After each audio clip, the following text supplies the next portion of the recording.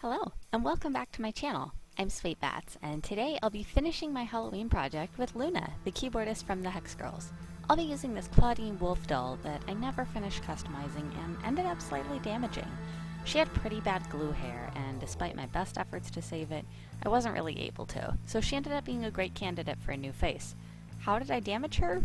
I stupidly tried getting color into the deep grooves of her lips by squeezing her face and cracking the MSC.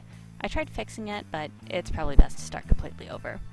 After removing her head with the heat source as to not damage the neck pegs, I prefer a blow dryer as opposed to hot water, get your acetone and cotton balls and wipe off the face. Unless you want to be sentimental and look at her just a bit longer and reconsider all that hard work. Well, maybe I'll make a new face like this in the future.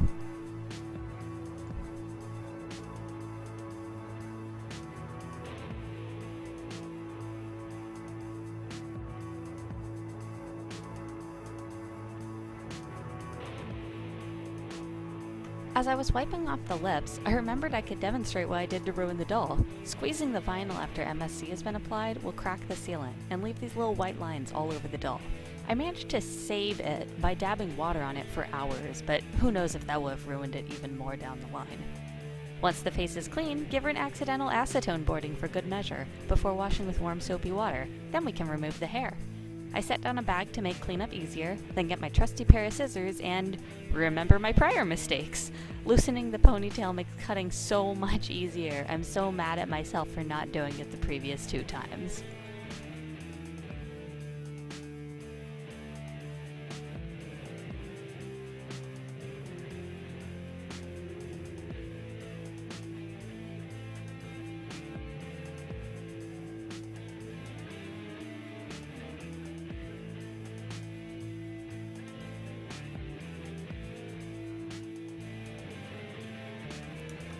Get out your forceps and needle nose pliers and begin scraping at the inside of the head to remove the hair plugs from the inside.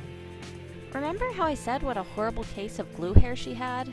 Well, just watch to see how bad it really ended up being. It's amazing that there was still this much glue inside given how much seeped out and into the hair to make it all sticky and gross.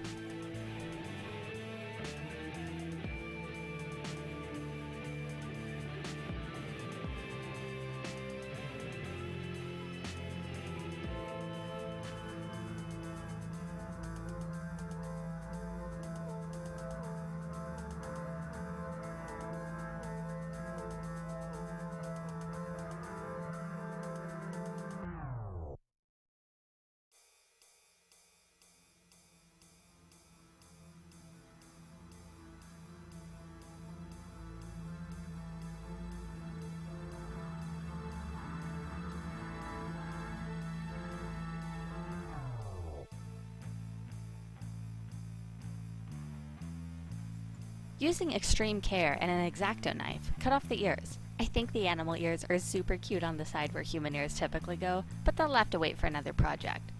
Because she doesn't have ears to help keep the rubber band in place, I put her head back on the body to hopefully help keep the band from slipping in one direction or the other. I filmed all 3 of these at the same time, so you'll see me make a lot of the same mistakes, like not putting plastic wrap before gluing on the wig cap. Luckily, Luna's hair has bangs and is so big and poofy that making the same mistake with the wig cap not reaching the hairline wouldn't actually be an issue, but I did learn from that mistake and made sure to extend the hairline a bit on the second pass of glue once the guideline was visible. Also, I realized Luna has purple gloves in just about the same shade as Claudine's gloves, just needs a bit of paint to make them fingerless once I work on the clothes. I drew some guidelines on the wig cap, then made extremely short wefts that I only brushed out, I didn't straighten them. I hoped that by not straightening them, I'd be able to replicate the volume of her hair. But first, I remembered the plastic wrap this time. And here's the first part of the hair, which definitely needed to be tamed down with plastic wrap before continuing. For more in-depth wig making videos, check out Mozziquito's channel, which is again linked below. And here's the final wig. Spray on 3 layers of Mr. Super Clear to prime the head, then move on to the face-up. Take your time with the brows, and use your kneaded eraser to shape and correct as needed. I drew the eyebrows multiple times before I was satisfied with them.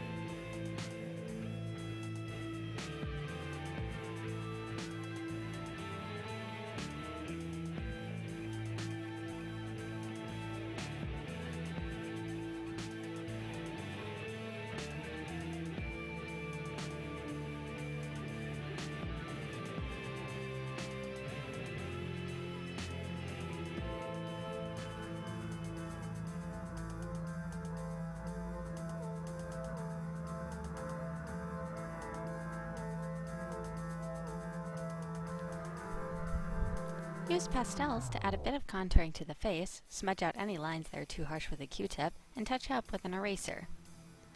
I had a bit of difficulty getting the right color on the lips. As you can see, my first color was far too pink, and I eventually settled on a base of pastels before going over it with a watercolor pencil.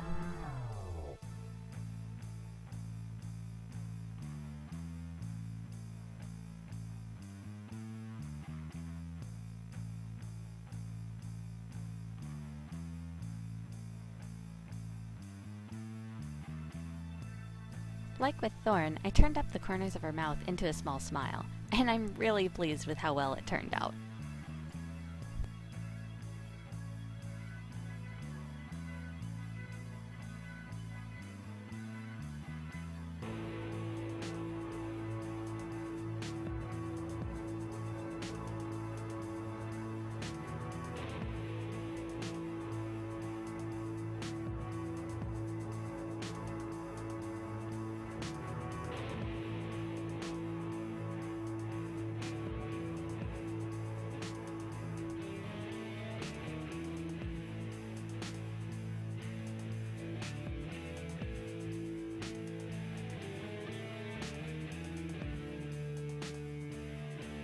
Taking a lilac pastel, I brush on her eyeshadow before drawing where her eyes will go.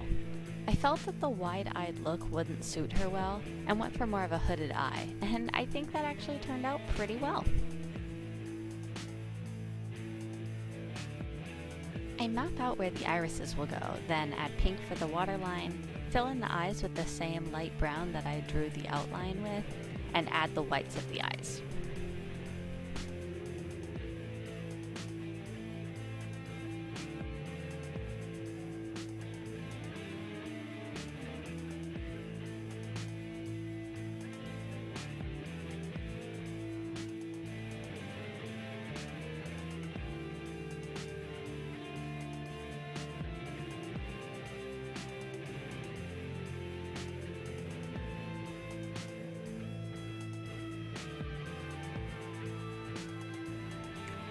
Once in place with the eyes, I take a sharp, darker brown pencil to go over the lines and add extra details, since the lighter colors are easier to erase if I make a mistake.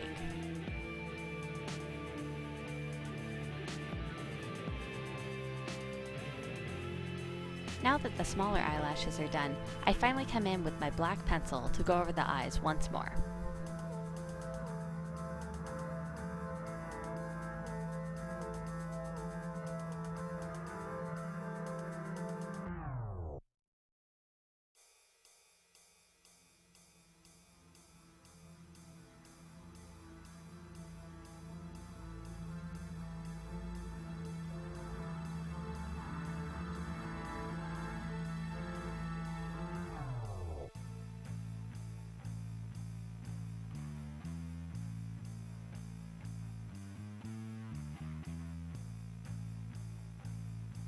When I'm happy with the layer or can't build up any more color, I give it another spray of Mr. Super Clear, then let it dry and work on the next layer. For this layer, I'm darkening the eyes, giving her the same brown as Dusk, as well as adding colors and dimensions to the brows. Since the face was sealed prior to this, I can erase any mistakes without worrying about losing all of my progress.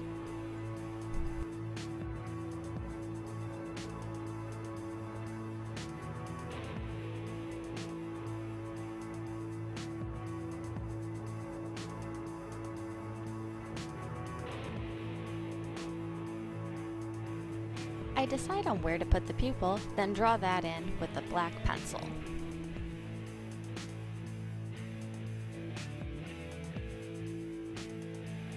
Since the pastels weren't giving the color payoff I was hoping for, I draw the eyeshadow in with the pencil. However, even then it wasn't as strong as I was hoping. Wetting a small paintbrush, I pick up color directly from the pencil and paint it on to get the result I want.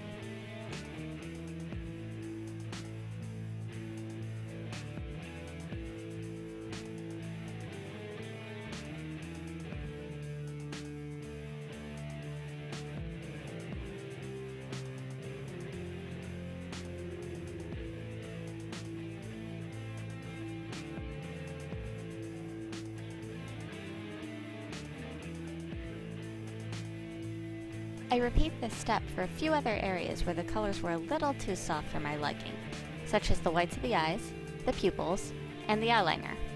I also use this technique to add a bit of contrast to the eyes by pulling from a lighter brown and making a crescent shape under the pupils.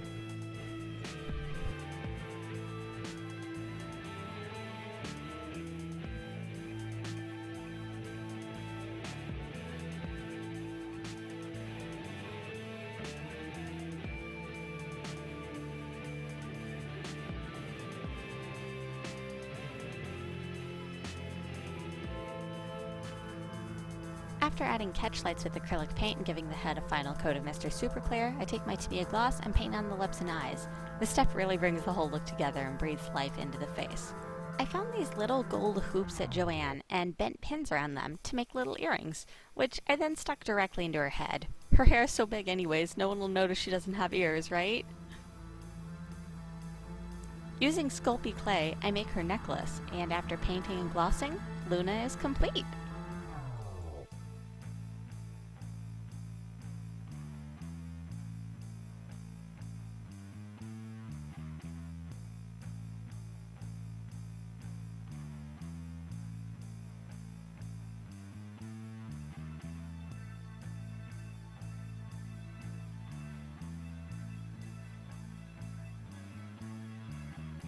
I'm so happy with how Luna turned out, and out of the three I made, I think she might be the one that looks the most like the actual character.